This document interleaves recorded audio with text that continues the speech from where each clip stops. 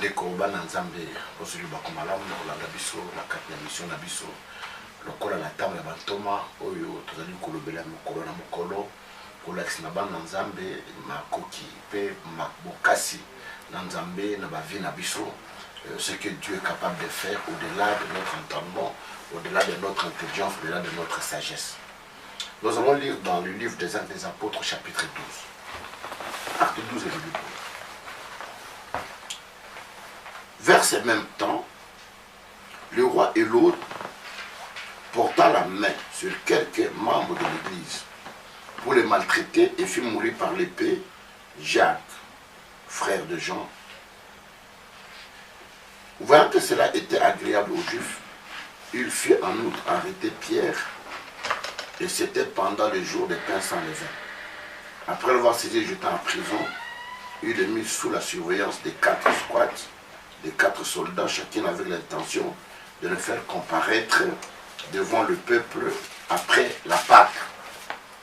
Pierre était donc gardé dans la prison sans relâche, la prière montée de l'église vers Dieu pour lui. Hérode allait le faire comparaître cette nuit-là.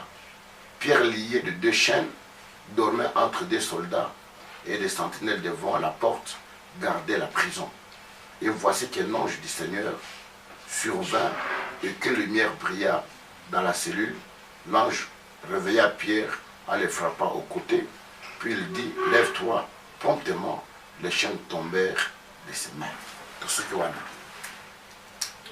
Bandeko, na passage to kotanga awa, ezali situation oyo ba Kristo pe bana nzambe beli bazali kolekisa na kati ya persécution na ba vie na bango.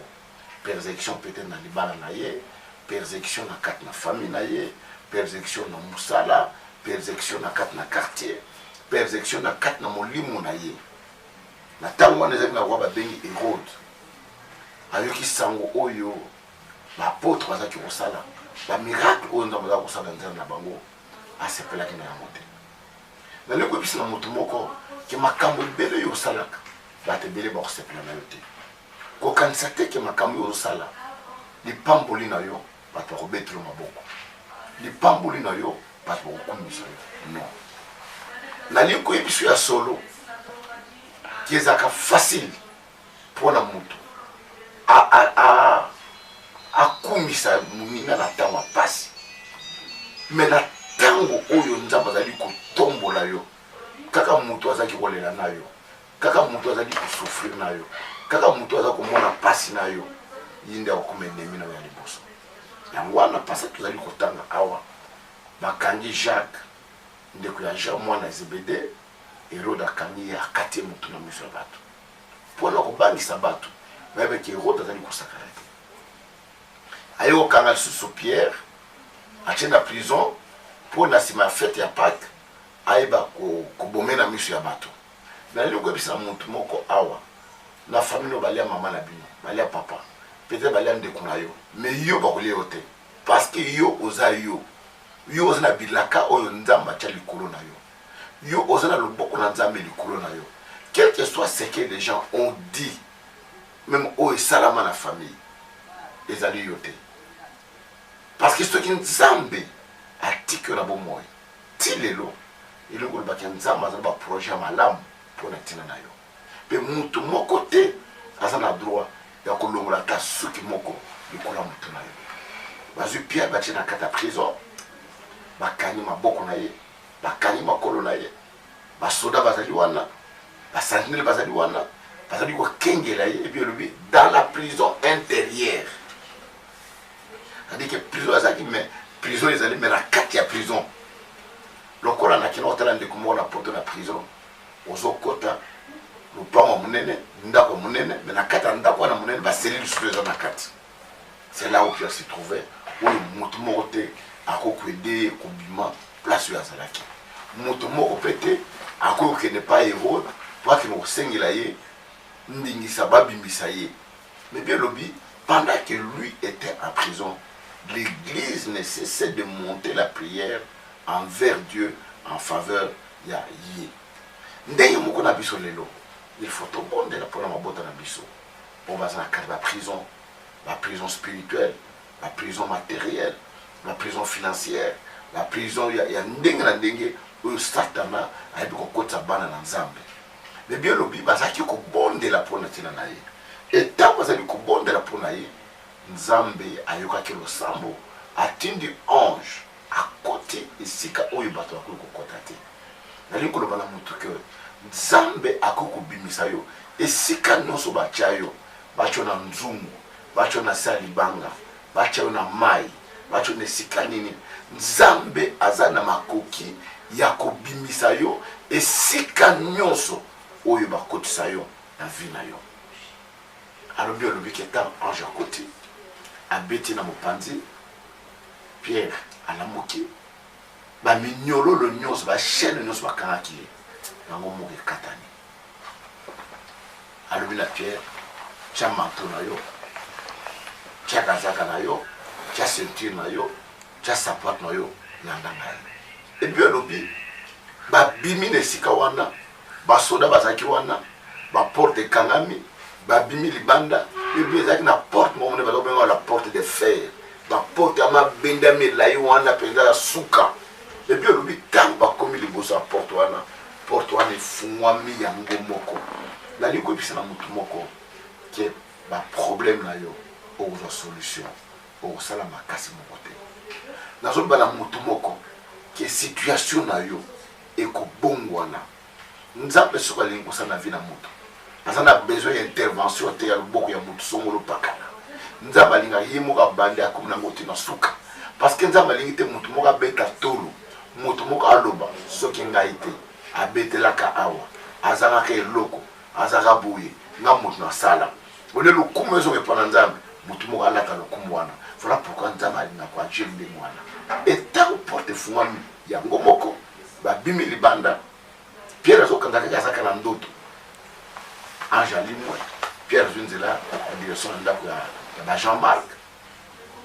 Pour dire que bien lui azolaka za ndo makambo nzambe, des fois ntango esalamaka okangaki eza ndoto, ozo rêver eza ndenge nini. Mais eza ndoto te, eza rêve te, eza réalité, eza makambo ya solo oyo ezali kosalama kati na vie na yo. Nzambe azopambola yo ya solo, nzambe azotombola ya solo. Yo makambo eza ndenge, makambo eza lokola mwana azokola. Moto moko amona la mwana to mwana amate 2 cm, amate 1 mm, amate bono. Mwana azokola, c'est ça Dieu. Même quand Dieu veut te bénir, tu ne te rendras pas compte, même ton élévation, on va rendre compte, on va causer naturel, mais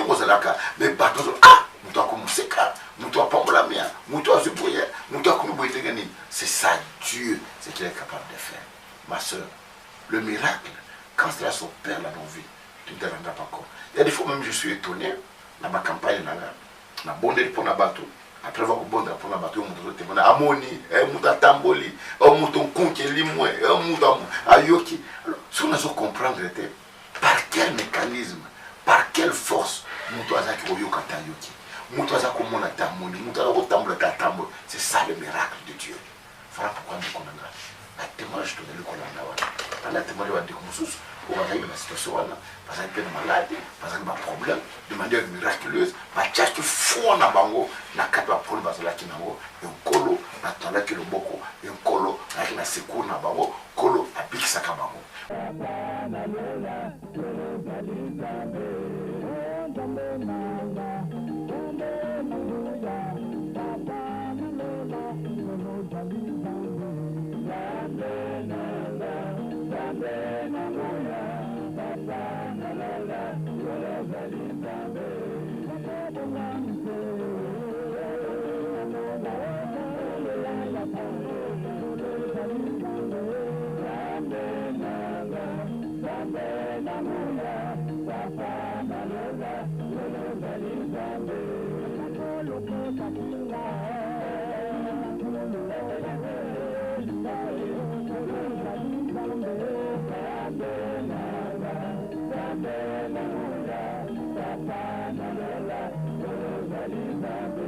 Acclame le Seigneur. C'est le temps des miracles maintenant des témoignages de Dieu. C'est le temps des témoignages de Dieu. Toi qui as vision, Yo omoni yaka. Toi qui abonne ton bâton viens, c'est bon. Yo voici c'était na yo yaka. Lodi. Azai ko yo kache, ayo kakache. Comment on a dit? Claudine. Fermez les oreilles de cet enfant devant là. Tu vas claquer le nombre de fois que je vais claquer.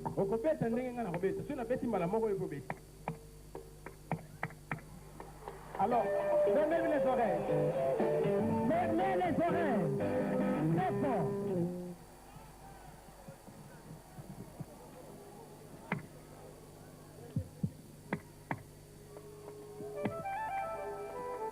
Acclamez très bien le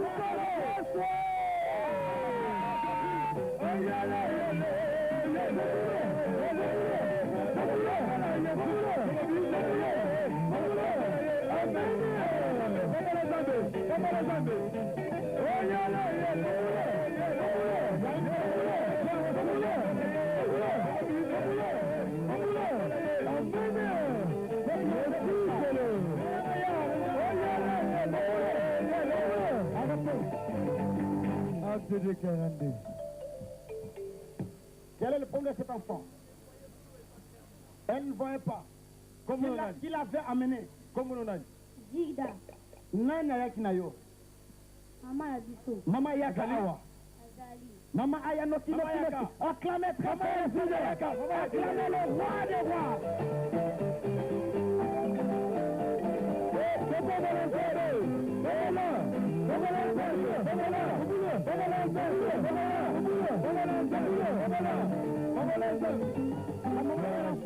Est-ce que c'est ton enfant?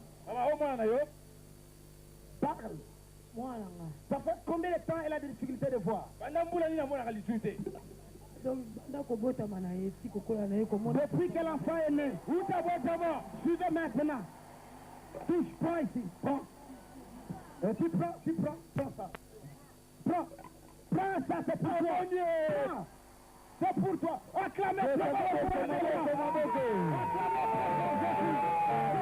un troisième cas de témoignage. Le Seigneur m'a dit qu'il y aura tellement de témoignages, nous allons arrêter. Les gens de Béki n'ont pas encore témoigné. Il y a beaucoup de gens, cette fille que vous voyez, ce sont des cas de guérison. Nous étions à yo. Moussala Nangoni. Et ça, les bambous boîte dans nos autres moulins d'été. Et pourquoi tu as le second de tes alliés? C'est Tamboula la Nanga Nasima. Acclamez très fort le roi des rois. Acclamez le roi des rois.